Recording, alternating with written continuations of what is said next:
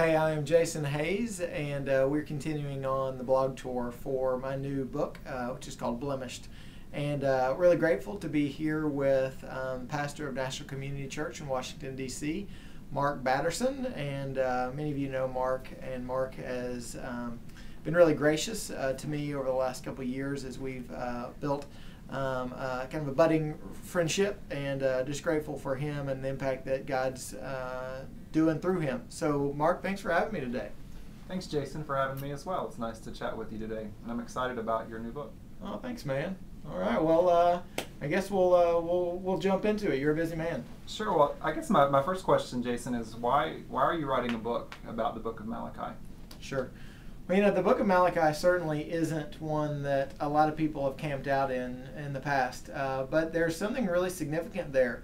We see this divine silence, really 400 years that exist after this rebuke that Malachi places on the people of Israel and the Levitical priest until this 400 years exist until John the Baptist comes into the mix and he begins to proclaim the good news of Christ to come. And I guess the natural question is, what was said that resonated for 400 years? And it was all about our lives being an offering, an acceptable offering. And in the context of the Levitical priests, they were presenting crippled and lame and diseased animals. And for us, we're trying to take that modern day parallel and say, well, what is our offering? Is it something that's lame or crippled or diseased, or is it actually quite honoring unto God? So the book is called Blemished, right? The Right. title is Blemished. So help me understand a little bit more about where you came up with that title. What Sure. Blemished is all about. Sure. Just going back to, again, the physical offerings that Levitical priests were responsible for presenting.